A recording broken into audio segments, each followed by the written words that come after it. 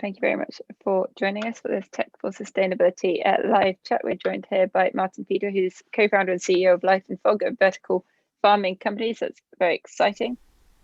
For everybody who's joined, thank you first of all very much for Tracr for supporting this series. They're a connected value chain platform from the diamond industry working to encourage sustainable business practice and ensure consumer trust in the diamond industry, to show provenance, traceability and authenticity of natural diamonds, and to help the local economies where they're mined. So anybody can find out more at community.tracr.com. That's community.tracr.com. So big thanks to Tracr for supporting.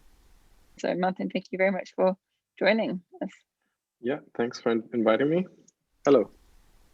Yeah, hi everybody. So I was invited to talk a bit about vertical farming today, and I'm very honored. And just to tell you, like, everything is a bit subjective if there are experts here. So I would present a bit about the findings or the things I think about vertical farming, why it happened, how it happened, and go a bit deeper in this for the beginning, and then would really love to answer questions in the end, because there's a lot of things that vertical farming can be about, actually. So yeah, glad to have you all here, and I would share a few slides to introduce you to the idea and to the state of the technology as far as I can see it right now, for example. So a bit about my background. I founded the company like 1.5 years ago, Lite+Fog, and we do research in vertical farming. We try to make it better in the way. So we're not about setting up farms ourselves, but to help them get better, because I think that's a bit the issue right now. And so let me just start, and afterwards I hope somebody have some questions that I can answer to you. Post any questions, we'll get those all answered for you.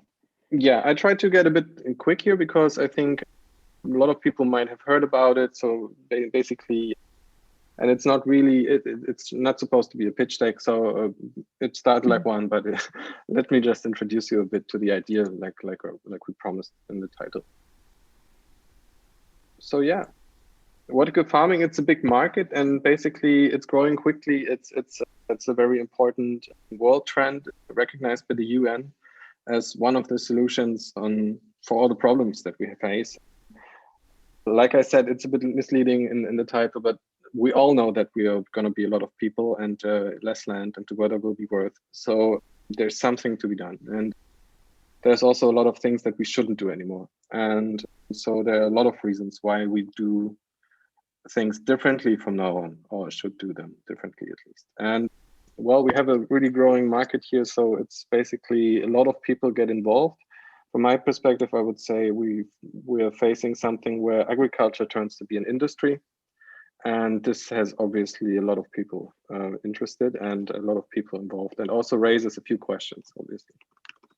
So I thought, because I guess most people here are a bit UK based, and I could just start with a quote from a farmer that we work with from now on. He basically said it like it is. He's done with it. He is sick of it. The weather is bad. He had 3 years in a row of historically bad summers and historically bad winters. He's quitting the whole stuff, and he starts to grow indoor and outdoor. And we have a nice project there where we, for example, go work together with vertical farming and renaturing the barren lands as they are right now. So it's a bit the reason why people think about vertical farming, because there's just no other opportunity anymore to have a sustainable farming life, basically. I think there's something about vertical farming that is the core essence of why people want to do it or why it's interesting. It's basically predictability, and we call it predictive farming. I know it's a bit weird English there, but still, it's a word that we want to frame there. Obviously, we have to avoid putting poison and waste food and resource waste, and we have to avoid shipping apples all around the world. Nobody thinks that that's a good idea. So there are ways to do it. But basically, it's also about the whole supply chain. People forget about sometimes that the whole food industry is not like what you see on the field, is just the first start of it all. So the packaging, the transport, logistics, all this is very important. So what we try to do and what with Lite+Fog is basically finding solutions that are making vertical farming available everywhere around the planet, because you have mostly robots and stuff going on. So it's a bit confused today. We have another like illustration here, for example. That's a supply chain of today. Obviously, it starts at the farm, it's manufactured, it's packaged, it's transported, it's distributed, it's marketed, and then you start eating it at the end. So technically, you have products like it. You could just farm at home from now on, or you can shorten the whole thing here quite importantly. So that's a bit the goal about why vertical farming is there. It's not about not using the sun or something. It's avoiding unpredictable behavior of weather. It's avoiding weird supply chains, and it's basically enabling us to be a bit more autonomous or grow food in places around the world where it's not so easy to grow, which we sometimes forget when we're from Europe, but mostly, or more like 80% of the planet is not even able to grow anything, either because it's desert or mountains, or in the north it's cold, there is no sun, there is nothing, or the seasons are too harsh. Obviously there's the oceans and all these places where you cannot grow, they also need some way of sustaining themselves. So what is to be done? It's obviously not the way we did it, like just growing bigger machines, bigger stuff, and collectivizing, maybe even. So that's a bit my background historically, where I'm from. But it's developing a new technology. And I would like making a little analogy here. So vertical farming is in a way something that has been, it's still in its infancy. So the technology is not really finished from our perspective, at least. And it's a bit like the first flightmobiles. I don't want to ridiculize everybody, because this is but you have the same situation. You have kind of a good idea, and it's not yet figured out how to do it actually perfectly. So you can see in this picture, you can see an approach, and you can see wings, you can see everything, but it's still, from today's perspective, quite funny to compare it to the actual airplane that we use today. In different varieties, but still very much simply the same. So if you look at this picture and you have an airplane, how it started to be, and then the resemblance is maybe a bit uncanny, but it's obviously a bit pointed out. This is how vertical farms look today. So the idea is basically, we started to grow on one level, and then we started to grow in greenhouses. And then people thought, well, we can actually stack all these things on top of each other. And with existing technology, this is what you get out of it. Basically big rack systems full of plants, full of lights, HVAC systems, scissor lifts to drive around with, and the space usage of more or less three times, 4 times the space that you have on the ground, but with the advantage that you can grow wherever you want. And from a perspective that I have, where I'm not coming out of horticulture, I'm a physicist and artist, and was working a lot of times in urban agriculture, this is not efficient. It's clearly something that works from the start. It's based on systems that are already existing, that are available, let's say tables and hydroponic growth. And it's very easy to adapt and just stack on top of each other. But if you really want to think about it from the start, there are different geometries, different ways of doing it and enhancing it. And that's really much needed, because otherwise the costs are really extreme. So right now we have, for example, about $2,000 per square meter construction cost for a vertical farm. So that means you have to grow an awful lot of lettuce to make this farm profitable. And that's a bit the reason why nowadays vertical farming is a niche solution. And we want to change that, basically. So that's what we do.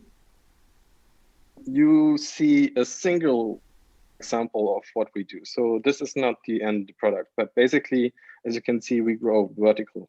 And this, we replace a lot of stuff, we do it differently. You see a column there, and there's some plants growing on the side of it. In this case, it's CBD cannabis for a Swiss client. it grows technically everything, but in the middle you have a fog flowing and it's rotating. And the idea would be to hang a lot of them next to each other. It's a bit like on a computer chip cooling system. It's a bit like in nuclear reactors, or if you look on the grass, on the lawn, you have always these rods to create the maximum surface. If you have the same problem, how much surface area do you have in a space, which in the end equals how much light becomes food or plant. And then you have this solution basically from the geometry point of view. I can show that later, but I will explain a bit how the inside of this works basically. So this is a little video. As you can see, it rotates, the plants are on the side of it, and it has, in this case, a mirroring glass on the side, so you can see from the outside and it's reflecting light. I like the optics, but that's not really the important part. Normally, you wouldn't have a casing for every column, but you would have a lot of them next to each other. And why are we doing this? It's basically, we have a different principle here for light and fog, for example, which could help make vertical farming much cheaper. So first of all, we replaced the steel racks with textiles.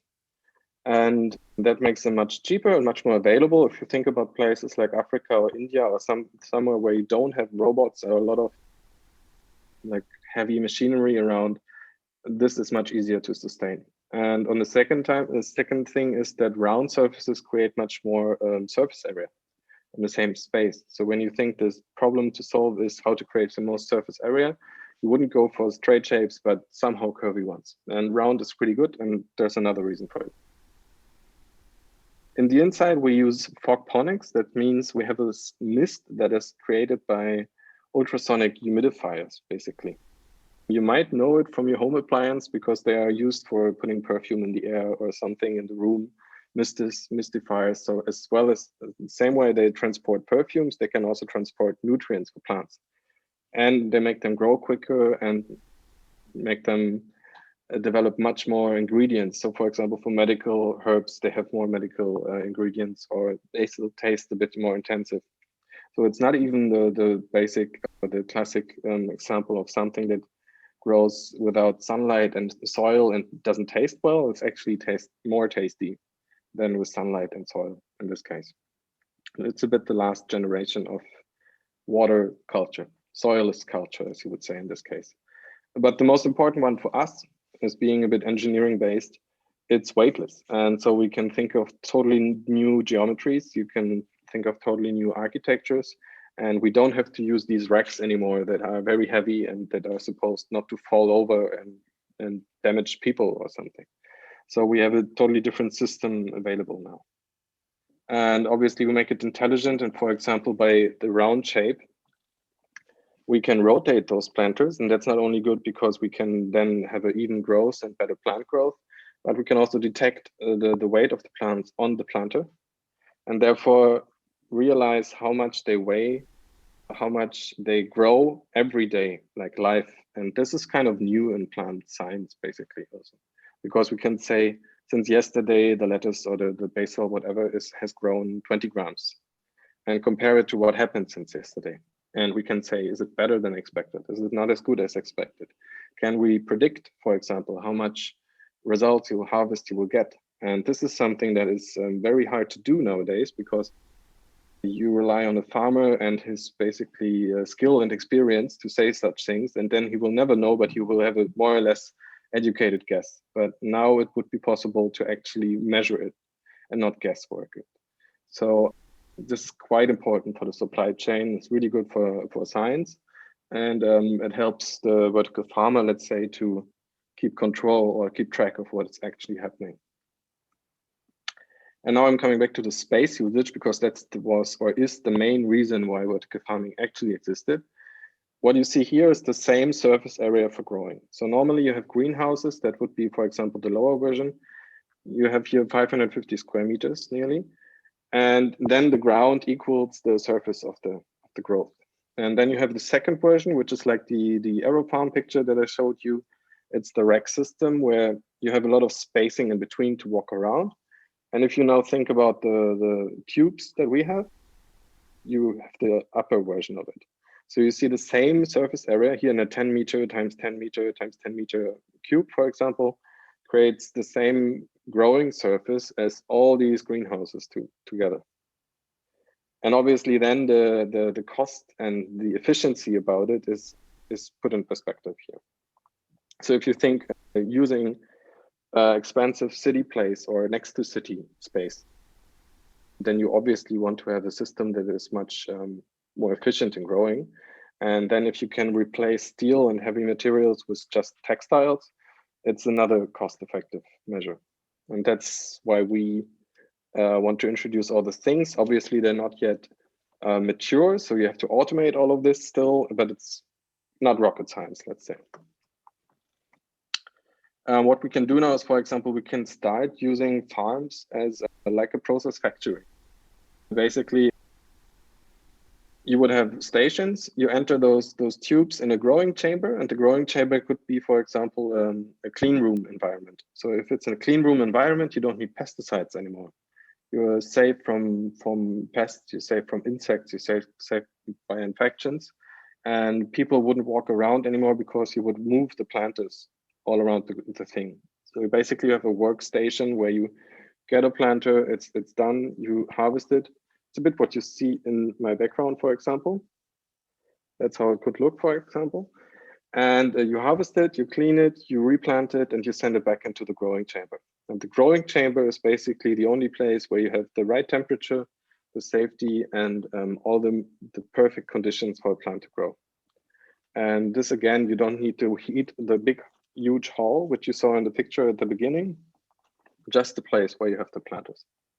And the light in this case, by the way, if the question comes, would be also on a rod in the middle, and at the same time also provide ventilation and fresh air.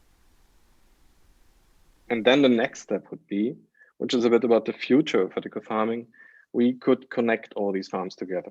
If you think, for example, that a farm nowadays, and let's go back to the experienced farmer, it is a very special place. It's never really comparable to another farm. It's like the most obvious is in wineries. It's very important where it is, what's the soil like, what's the sun like, and everything. But if you start to have farms that are identical, and they are identical in Norway and in Saudi Arabia and in Britain and in China, then they can start comparing to each other what to do and how to do it maybe a bit better. And every percentage of a better growth in agriculture means a lot, actually. So only when you have all this, you start having digital farming tools, digital farming exchanges. You can imagine an app store where people actually focus on growing the best tomato and then sell their knowledge to all the other farmers that also use vertical farms. And then science would make sense. Nowadays, it doesn't make sense because just because you found out on your farm how to grow a good tomato doesn't mean that anybody can reproduce your results. So this would be the dawn, let's say, of the real evolution of the hardware is the basis to have an internet of farms and to have the exchange of knowledge, which would go much quicker.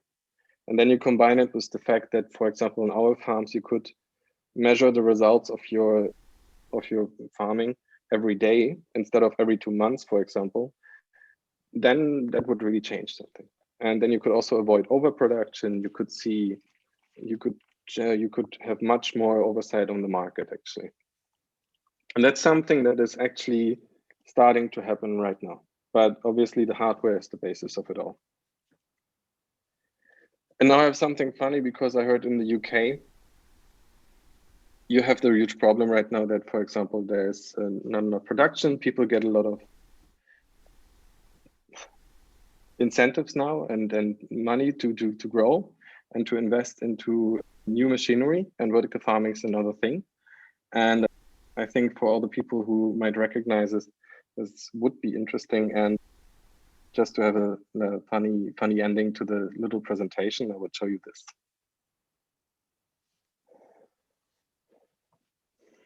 Can't hear it. You can't hear it? No. Oh, that's very sad.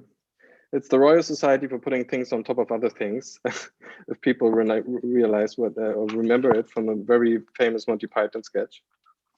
And it has been very disgracefully shut down by the Staffordshire member. But I think now it's the time to reopen it again, and I can just invite everybody to watch the sketch once more, because putting things on top of other things is pretty much on vogue right now, and I felt I can do it later, basically. Okay. Let's say, it's quite funny. Yes, I think that's, now I don't see how to get back to my thing, but I would say that could be it. And if there's questions, for example, we could start that. Amazing. And I could obviously go deeper into everything. No, amazing. Thank you so much. There's been a number of questions come through already. I've got a bunch to jump on of my own, but we'll allow the people to start with this first of all. So thank you very much for that. So Josiane, I think I've pronounced that correctly, is first of all said, Martin, absolutely amazing work what you do, and so thank you for that. And to what degree do you imagine these vertical farms will integrate with existing or new places such as real estate and schools and prison, for example? So, and for example, you see the pictures of new buildings being environmentally friendly with sort of living walls. Is there a living edible wall version? Yeah, I think there's a huge mix up there in utility of it all, because I started in urban farming, for example, in Leipzig, and it was very much not about food production in the end. It wasn't productive at all, but it was much more socially productive. So farming, gardening, or basically doing something with nature is helping a lot of people. And I could see much more use, for example, if you think about farming, vertical farming in kindergartens or prisons or other places, or greening walls, it wouldn't even be about food in these cases mostly. So I can see a lot of use cases where vertical farming is basically just enabling to bring back nature in a basically synergy or synthesis with technology, and to not make them opposed to each other anymore. And when it comes to food production, we have a big company in Germany. It's called Infarm. And for example, they have little boxes and multiple, I think they also are in the UK right now, actually. So they have boxes in supermarkets and presumably grow the food right there, which is not really happening because they grow it somewhere and then bring the lettuce there. So the most sustainable way would always be bigger production places right next to logistical hubs. But then all these other little decentralized off-grid solutions are also quite interesting, where you have little lettuce farms in front of an IKEA, or you have a little farm in the north of Norway where there is no sunlight. You have farms in Iceland where electricity is for free and food is very expensive. So there are so many new ways of implementing it. And I think that's the interesting part of the whole industry right now, that you have tons of different approaches to the whole problem. We, for example, we attack a bit the bigger solution, or we want to, because that's where CO2 and damage and everything happens. That has to be solved. And all these beautiful other things where people grow at home, that's the next step, I would say. Cool, thank you. And from Josiane, also, how much produce do you think will be able to be generated per one of your columns, and how regularly? I mean, I guess that depends very much on what you grow, but is there any correlation to sort of time and quantity relative to normal farming? Yeah, it's quicker. Basically, for example, a little column, I was showing one for about 2 meters. You have 150 plants on it, like, for example, lettuce heads, and they grow in 1 month. So you would have more than 2 per day. And for a home production, that would be enough already, mostly. We can grow in one, no, it's always the other direction. And one like these boxes, these are 1,000 square meters. It depends on the plant, because we really much optimize the spacing between those tubes. But if you have little lettuces, for example, or little herbs, you create about 70,000 square meters on 1,000 square meters, and just by the round tubes. And that would produce a sizable amount of about 20 tons per week. And just on a small scale like this would be enough to feed a lot of people. So, and you can still go upwards.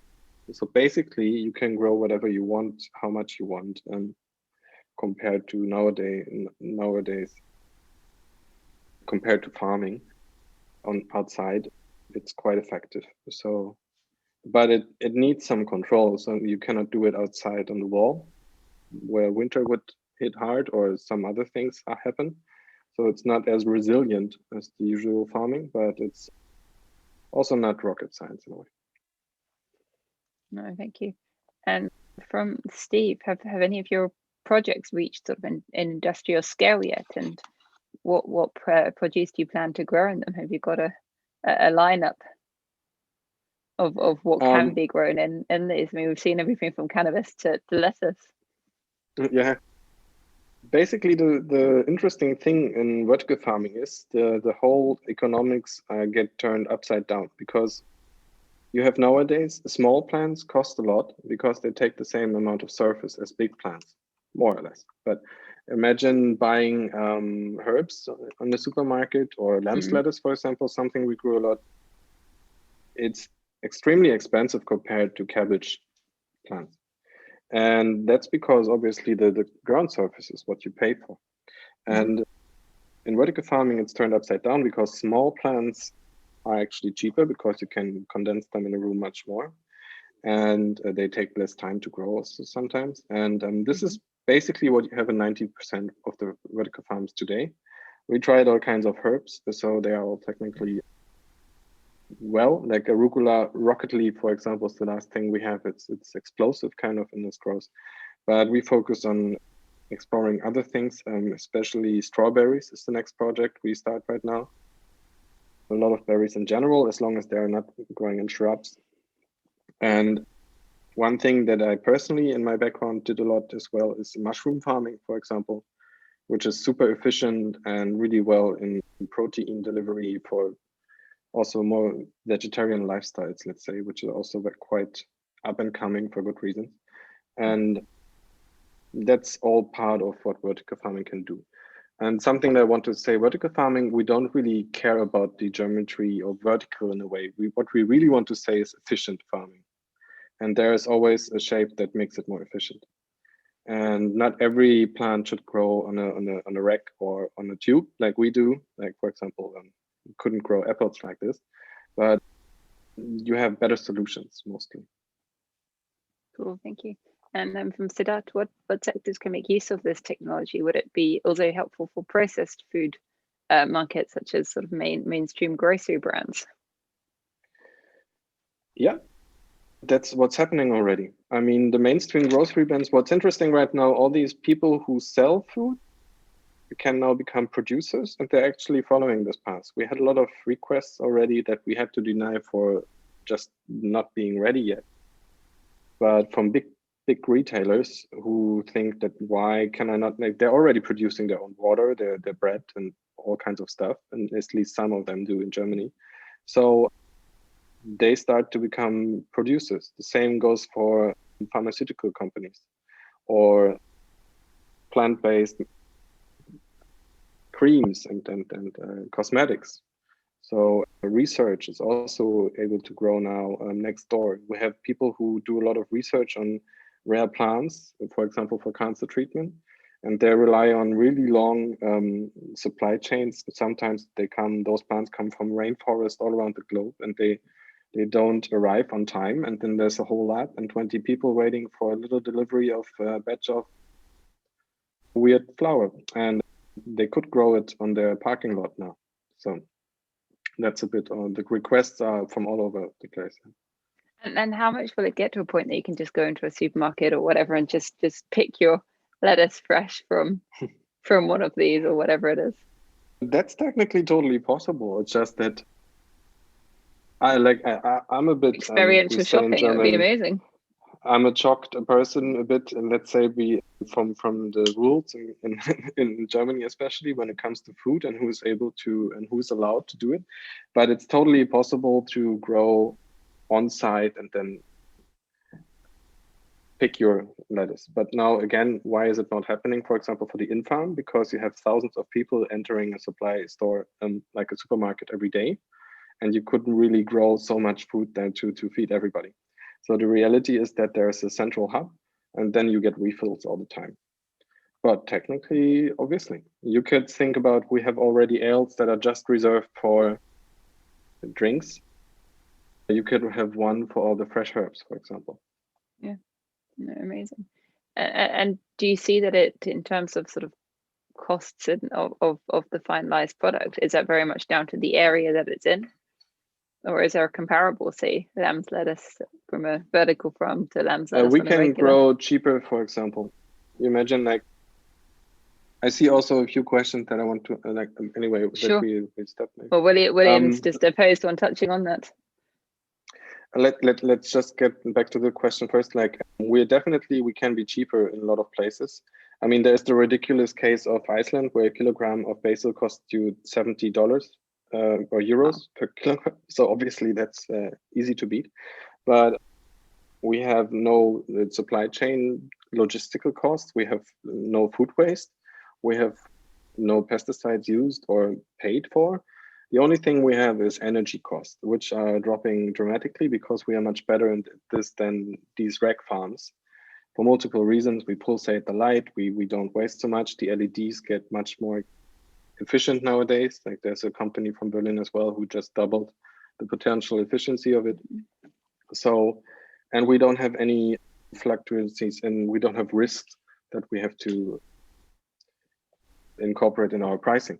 So basically, vertical farming can be cheaper than the normal farming, especially if you compare it to the normal farming that is very costly nowadays, because we had a strawberry farmer who just lost 40% of his harvest last year because of bad weather, and it's not going to get better.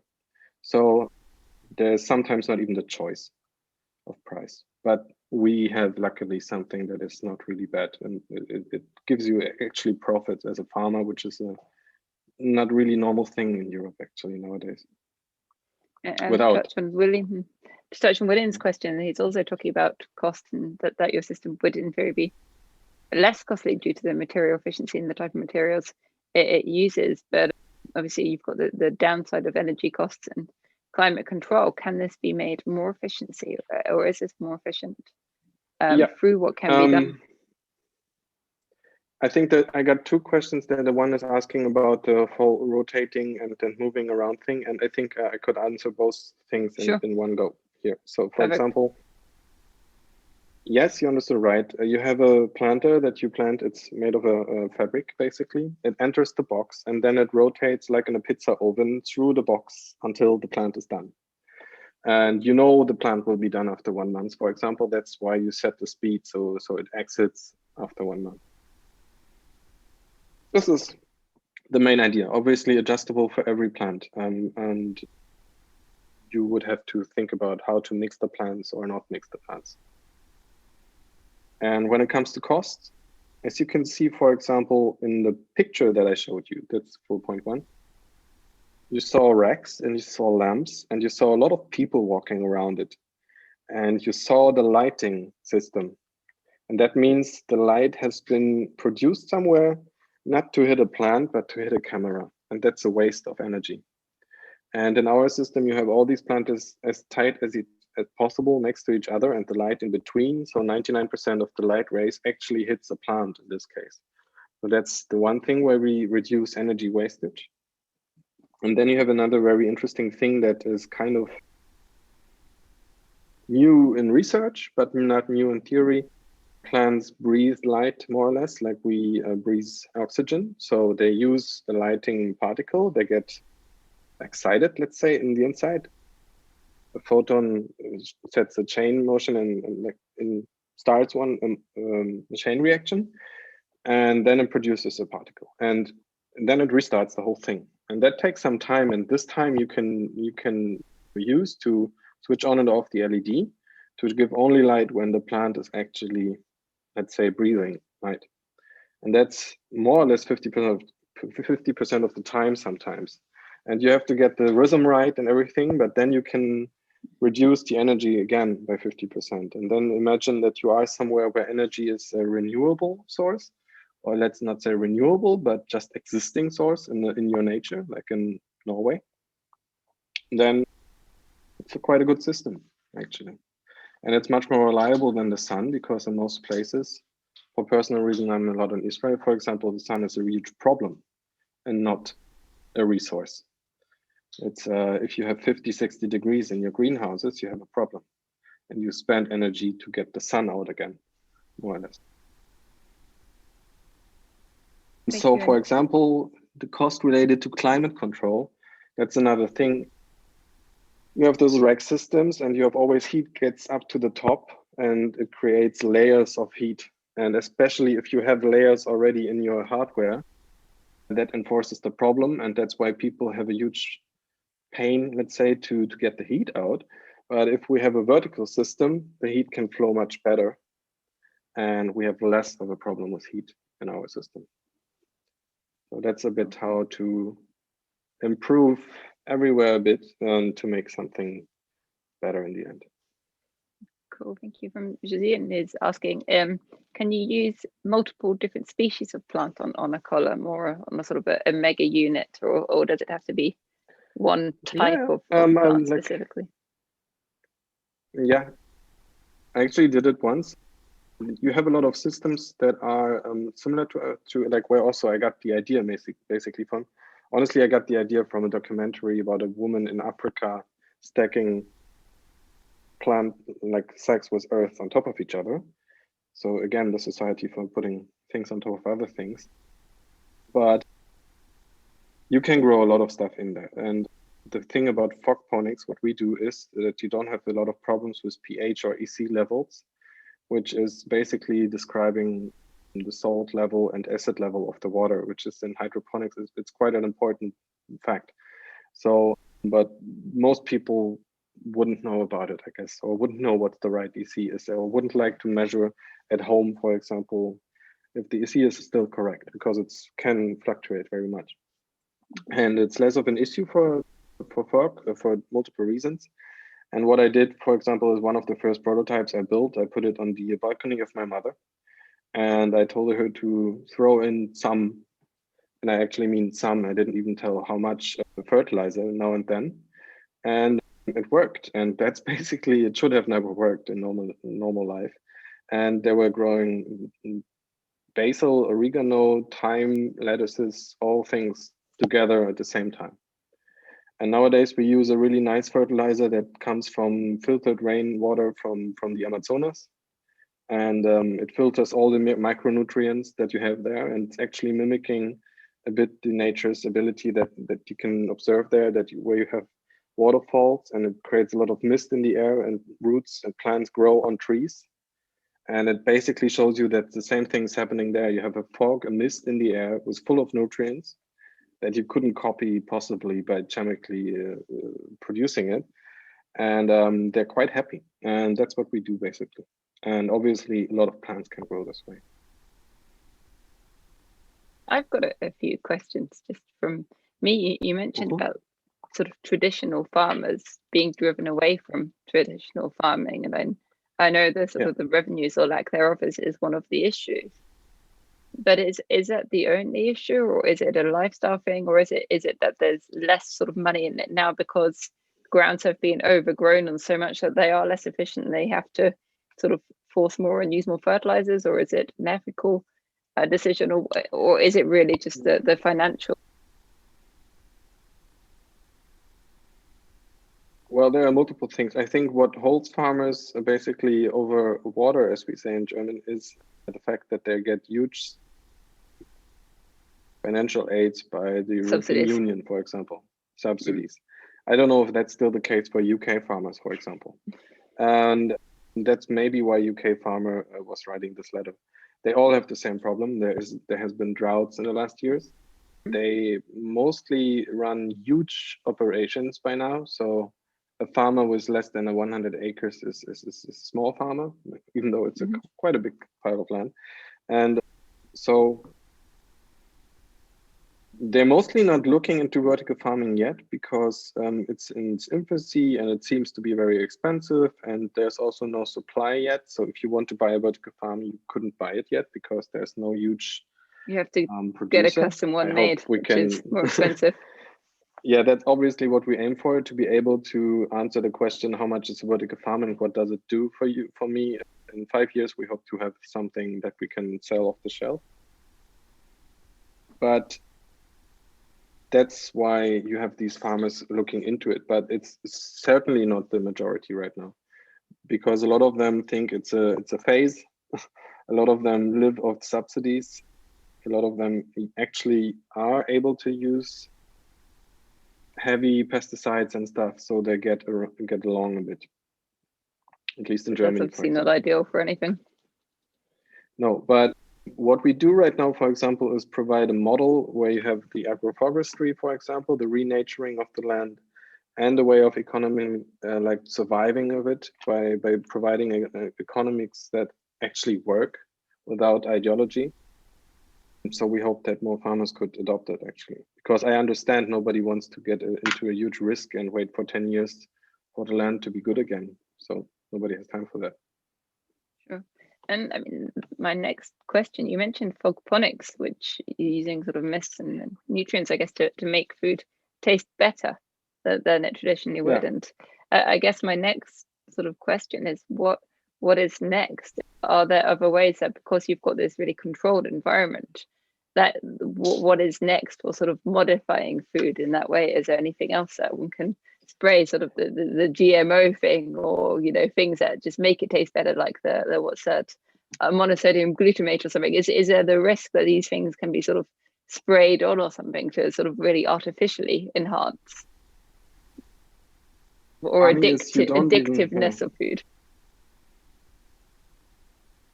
You can design food in a lot of ways without even spraying on it. It's really interesting. Okay. Like the majority of the vertical farming industry is right now focusing on studying light recipes.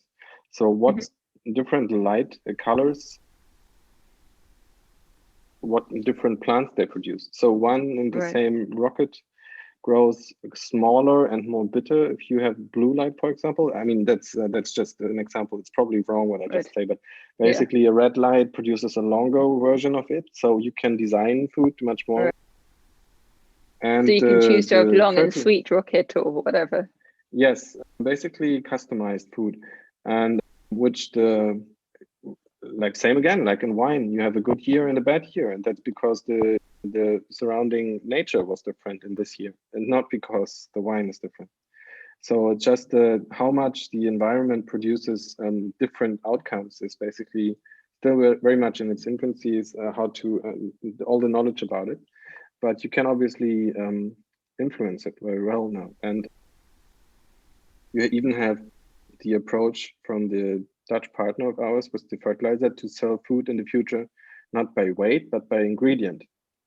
Because if you go to the supermarket, you have one lettuce that looks like a lettuce, but it's basically just a kilogram of cellulose, and another lettuce that is also a kilogram of cellulose, but on top of it, there's a lot of vitamins, micronutrients, and healthy stuff in it.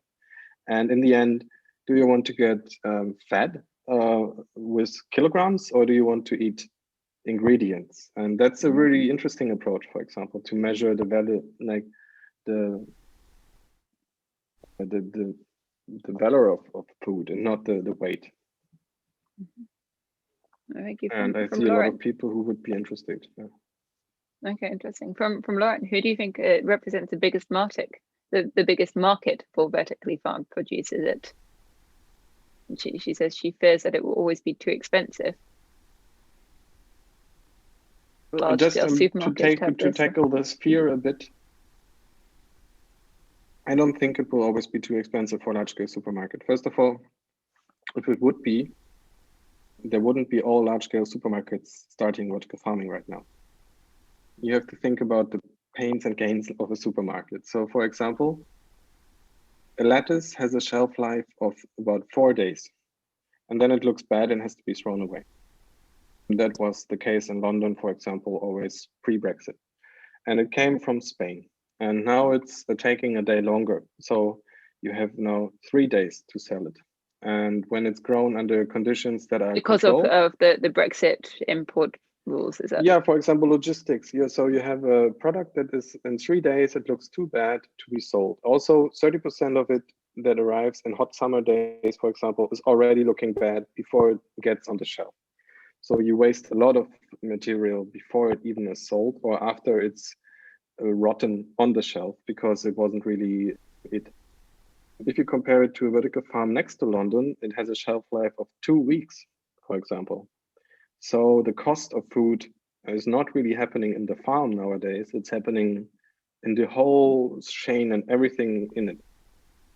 And then you have people who want to spend more for regionally, locally grown food. Most people don't really care if they have 5 cents more or less for as long as they know it's healthy, there's no poison on it. I support British farmers, for example. All these reasons are marketable. And at least in certain places, it might be hip areas, but for example, in central Berlin, people pay extremely high amounts of money for food if it's good. And so that's why supermarkets actually jump on it.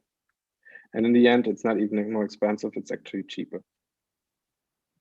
Is it a question that vertical farming will be more used in countries like Switzerland, where everything is really expensive, labor and land and everything, versus? Yeah, obviously. And also, but you always have some kinds of plants in all countries that are imported. And think about the cost of importing Norway, especially, for example. But it will be also useful in places where you have things growing in abundance, because there will be just 20 times more people. You have places like Singapore where it all started. It's basically the hub for vertical farming because they have these problems of mega cities that are not even comparable to our size of city. And the amount of space that a city needs is growing and growing and growing. So if you reduce the amount again by growing a bit upwards, that solves just real problems. It's not even about pricing in this case. It's just about how do we actually get food, and if there's another pandemic, what then? And it's about independency. It's so much more than just the price of food. And in the end, you avoid so much CO2 by not growing it in the shit way that we do today. That's another issue that people might not even think about it all the time when they make decisions in their supermarket, but it's quite, that's why it would be incentivized in the future, I hope, at least. And from Josine, how difficult is it to harvest? Is it so that you just sort of need one person or some machines, or is it as labor intensive as traditional farming, for example? Or can it be made easier because it's more controlled? Yeah, obviously it's basically a machinery in this case. So the rack systems, they are already fully automated in a lot of cases. For us, that's a bit the hurdle that we have. We have a flexible tube. It's a way of that has never been handled yet. So we have to automate it and introduce machinery, but it's really not a big issue. It's like getting lettuce off is not the point. What's the question is how to get it on the tube, and millions of it. And we want to avoid just doing it by labor. But what we also do, for example, we have those flexible planters, and they are flexible because not only it's cheaper, but also because you can work on a 9-meter high tube by just letting it up and down like on a flagpole. Mm-hmm. You don't need robots. And that's a bit what we focus on personally at Lite+Fog, to make it cheap if possible, because it should be available in all kinds of places. Mm-hmm. So yeah, we hope to have robots, but we hope to also avoid them a lot of times. I mean, one question for me, you mentioned that because of the controlled environment, you can get more data on the growing, and sort of run tests and all of that. And I wonder, I mean, if you look at, say, 23andMe, the gene sequencing thing, for example, apparently they take everybody's data and then sold that for $10,000 per one of their customers to one of the big pharma companies, which probably shocks no one in the industry. But obviously the value of data is immense. And I wonder, for the companies that are sort of getting these vertical farming setups and get these data, could the profit potential and the value in many ways be in the data? And yeah, definitely. I mean, that needs the infrastructure first, but once it's there, it's a new world, let's say. We already harvest millions of data points every day, or possibly in every big farm. There are thousands of plants, temperature, humidity, lighting, air pressure, CO2 levels, all this. But this is still all very much worthless because you don't have the result to measure it against. So, which is mostly the weight. It could be the taste, could be ingredients, but mostly it's the weight of the plant. So once this has been handled, and for example, we have a solution to handle it, other people have probably other solutions in the future, but data will be much more interesting, especially for research and farming, which takes nowadays a lot of time. Imagine how research gets done on a plant. It has to be grown in 20 life cycles outside. That basically means at least 10 years, 20 years of research just to find out a little thing about something. And that's so immensely slow compared to all other research, that finding new varieties of plants, realizing a bit the impact of different environmental surroundings, it's a very tedious, laborious work, and that would be changed. And data would be the point of making it available. We have other things in mind. For example, you could have also much more social ways of farming. We have a cloud garden app in the making, where you have your own garden digitally, and you grow your things. It would be distributed to nearby farms, which you as a customer, for example, or restaurant wouldn't even know how, but you would just get the material that has been grown as a service. So a farmer would become a serviceman and not actually a producer that takes a risk. Nowadays, farmers have to think about what should I grow next year, what would likely be sold as well. We will probably choose my pet schedule. We will probably choose the same 12 crops all the time. If you're able to grow anything every day that on demand, things get much more variety. In the urban farming that we did, for example, we had friendly restaurants, and they asked us if we can grow Mitsuna cress, and we said, of course we can grow Mitsuna cress. And then they had a really interesting product they could talk about, and we had a bit more margin. And that's possibly also one of the effects of urban or vertical farming, that the whole interaction between producer and user gets much closer, and the whole bigger supermarket chain, supply chain thing can be cut out of the equation, and then everybody is a bit more happy actually. But this is a lot of micromanagement, which technology can actually do nowadays. Cool. Thank you. Last question, just is your system more efficient than one such as Zip Grow, for example, which is single vertical towers, or freight frames, like double-sided grow towers in blocks of 5? How does yours compare to those? And first of all, the watering system we use is Photoponics. It's more efficient. It creates, for example, in strawberries, more sugars and more fruits. Then we don't grow on two sides, we grow all around, and we rotate, which the rotating thing is imitating also nature. If you imagine you have a plant, it grows in the morning, the sun comes from the left, and evening from the right. So you avoid shadowing of certain areas that are constantly shadowed in static systems. Then we have the round surface, and we use, for example, not plastics as textiles, but some more sustainable textiles. And that's why there's a lot of reasons why it's more efficient. And for example, in a Zip Grow tower, you are limited to the height of your arm, basically, because how would you harvest or work up there? Except with robots. But for us, for example, as I say, you can lower it and you can pull it up again. That's how we work in Switzerland. And I'm able to work on a 6.50 meter tube without a problem, and it could be even 20 meters. And so I would say we have a lot of arguments to be a bit more efficient than that. Cool, no, thank you. And so what's next, Martin? Next is automating it all, making it happen. We have the luxury, or at least the possibility in Germany, to connect a lot of industries that are good at what they do. And they all don't know yet, or they start to know that they're part of it. Textiles, automation, LED. So this is basically right now what we do, orchestrating the whole supply chain so that it's ready to deploy farming machinery. And then I'm really looking forward to the project in England, actually, in the UK, where we see how it's possible to interact with truly natural ways of farming. And I mean agroforestry and all kinds of other approaches. And because that's a bit the point where I'm afraid that people will see it as too technical and against natural approaches. We have no natural farming nowadays anyway. And so there is a synergy. Because of the chemicals and the machinery and yeah, how is it natural to plant millions of plants in one and then put poison on it and the bees are dying? That's not natural. Yeah. Just because it's outside doesn't mean it's natural. But we can do it natural, and it is possible with combining a lot of approaches. And it's not a one-dimensional thing. And I think that people get aware of it is good, that we have model solutions is good, that we make it cheaper. It's always the same thing with every technology. It's much too expensive at the start, and then the curve goes down into mainstream appliances. And that's hopefully what we will see. I mean, the last 10 years were pretty wild already, and I hope the next ones will be as well. Cool.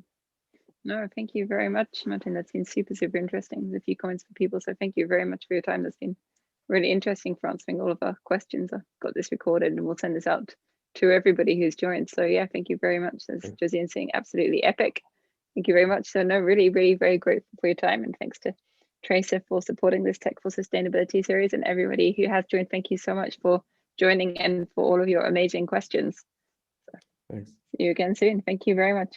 One last thing I want to say, yeah. Right now it's all about collaboration. So if anybody here has some idea, please feel free to contact, because it's really interesting about vertical farming is that so many people get in the same boat. And I'm sure somebody has something to not even question only, but also to maybe have an idea where it could be useful. So I would. Thank you. Thanks. Bye-bye, everybody. Bye. Have a nice evening.